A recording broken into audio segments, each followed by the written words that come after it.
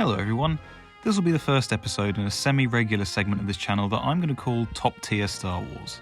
This series, in an attempt to push back against the waves of negativity and toxicity in the fandom, is about highlighting the many great things about the Star Wars franchise. On today's episode... No, really, hear me out. Okay, let me start by saying the Rise of Skywalker obviously has problems. Of course it does. No Star Wars movie is perfect by any metric. Okay, maybe Empire Strikes Back. And possibly Force Awakens. Anyway, what I'm saying is not that Skywalker is a top-tier Star Wars film, but has a lot of elements that I consider worthy of carrying that title. Okay? Have I adequately distanced myself from the slightest suggestion that I think Rise of Skywalker is a masterpiece? Good. Let's dive in then. It's probably fair to say that The Rise of Skywalker arrived in cinemas with a lot already on its shoulders.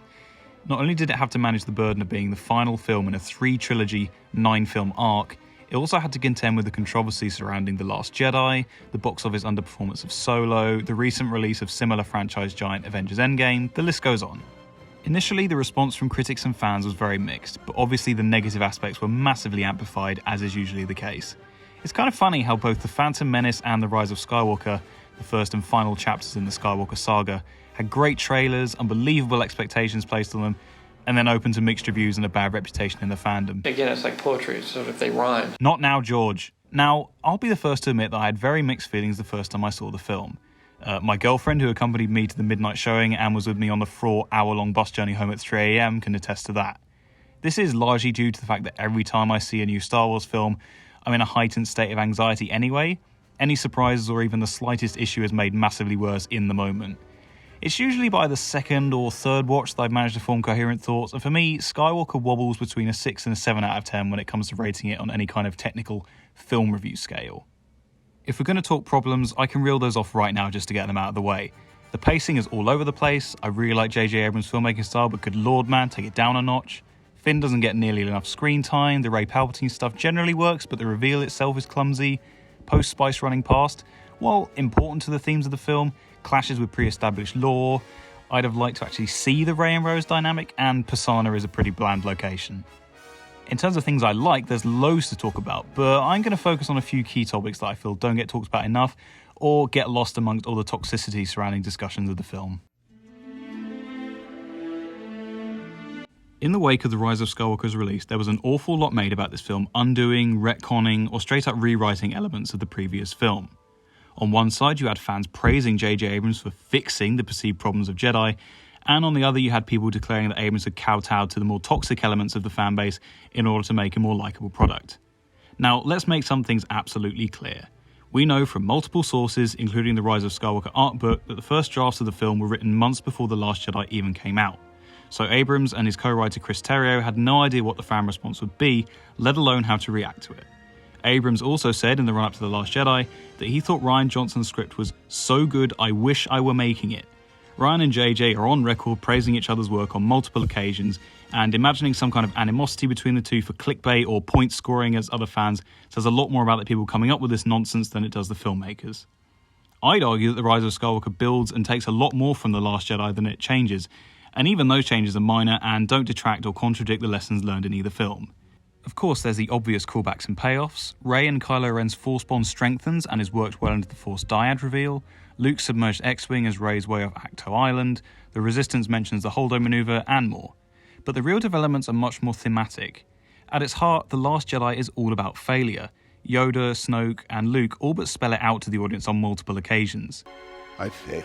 Whose master had failed him? I failed you, Ben. The greatest teacher failure is. You failed! It's about Luke's failure with Kylo, Kylo's failure to defeat Rey, Poe's failure to take his ego out of the equation, Finn's failure to see outside of his own hatred and fear of the First Order, Rose's failure to protect her sister, Leia's perceived failure to save the Resistance, etc, etc. The Rise of Skywalker is about reconciliation of those fears and failures. Rey has to reconcile her newly discovered origins with her standing as the galaxy's only Jedi, Kylo has to reconcile his crimes with his legacy as the last Skywalker, Leia has to restore her connection with Ben, Finn has evolved from running away from his fears to someone keen to take the fight to the First Order, Poe confronts his own past and has taken on the heavy burden of leadership after Crate, even Hux gets to make amends with Finn and Poe, albeit for selfish reasons. I need Kylo Ren to lose. If Abrams and Terrio really wanted to undo The Last Jedi, Finn would still largely be comic relief, Poe wouldn't be taking every loss and failure quite so hard, Rey would still be the wide-eyed girl who sees the good in everyone and everything, Kylo would still be struggling with the light, something that doesn't return until the moment Leia passes, and Luke's Force Ghost would absolutely not be admitting to this. I was wrong. A lot of people took this as a rebuttal to Luke's character in The Last Jedi, but it's anything but. It's Luke admitting, as his final acts in Jedi illustrate, that he was wrong to abandon the fight, to say that he could no longer do any good. Luke's entire arc in Jedi is learning to live with those failures and learn from them, not hide from them. He's using his own failure as an example to Rey of what can happen if she lets her darker nature control her. Incidentally, I love this callback to Leia and Rey's exchange at the end of The Last Jedi. How do we build a rebellion from this? We have everything we need. I can't get there. I don't have the Wayfinder. I destroyed Ren's ship. You have everything you need. While we're on the subject of Force Ghosts, this takes me neatly onto the next part of this video. Now, I've seen a lot of complaints and even complete re-edits of two key moments in The Rise of Skywalker. One is Ben's redemption scene, and the other is Rey hearing the voices of Jedi past. A lot of people seem to wish that it had been Anakin who came to see Kylo, or that we actually saw the Force Ghost as they spoke to Rey. Let's talk about that first one.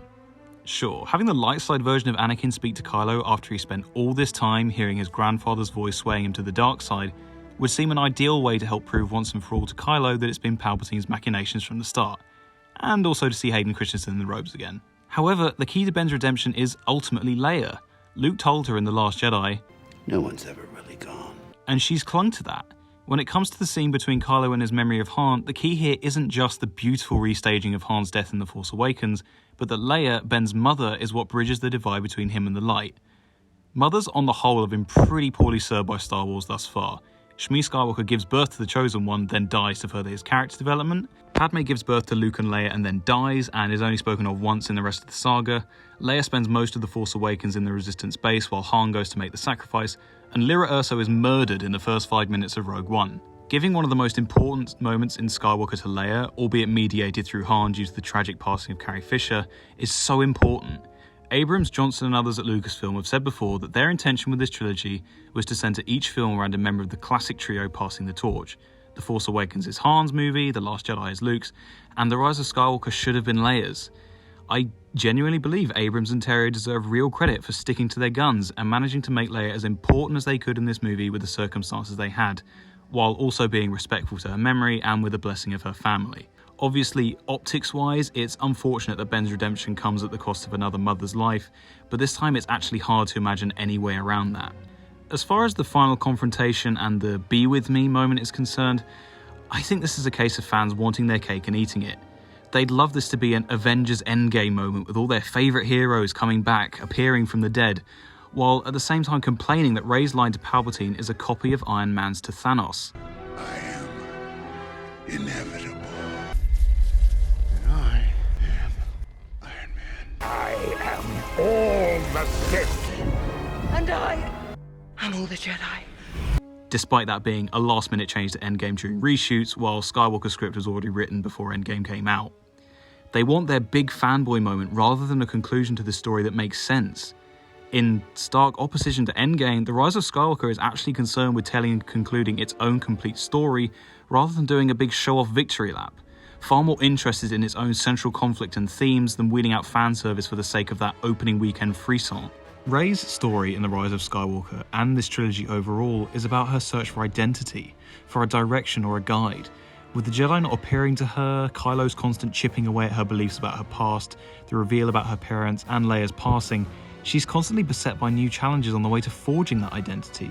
The voices of the Jedi come to her in her darkest moments to remind her that she's never alone, and regardless of her lack of family or fear of losing her adopted one, that at heart, she is a Jedi. This moment is about and for her.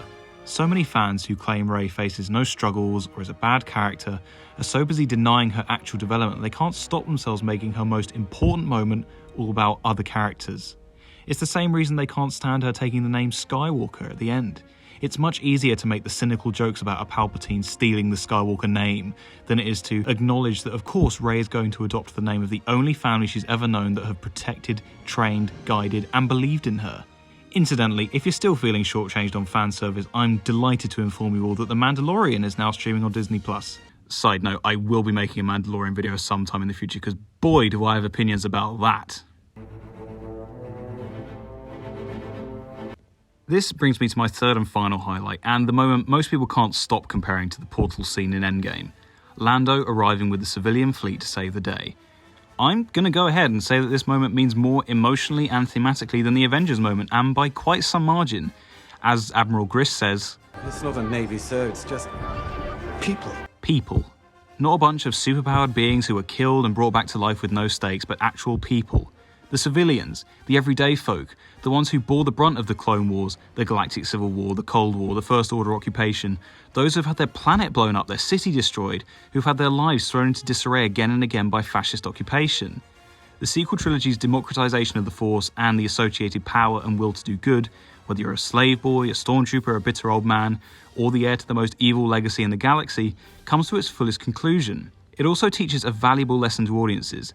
There's this idea among Star Wars fans that Star Wars is some kind of escape from the real world, and that if you were in that galaxy, you could be a smuggler or bounty hunter, a galaxy-faring adventurer able to escape both the boredom of real life and the destructive nature of the conflict between light and dark.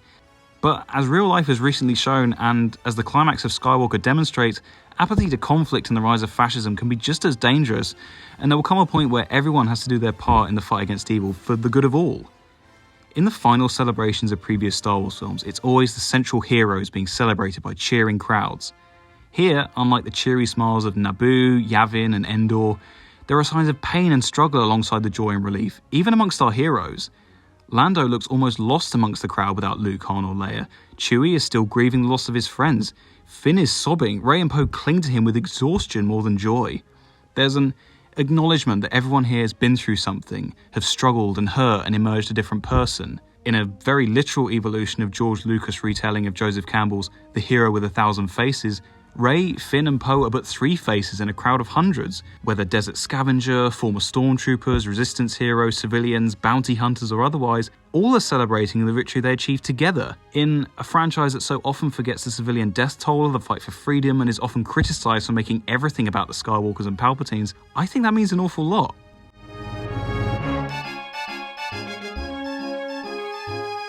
So there we have it, just 3 reasons that I consider The Rise of Skywalker to be top tier Star Wars.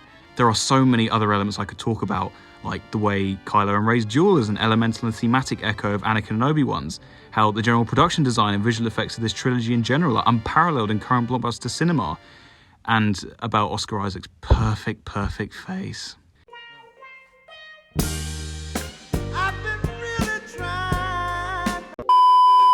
Thanks for watching, everyone. I really enjoyed making this video. I hope it gave you some food for thought, whether you like the film or not, and help inject a little bit more positivity into the discussion.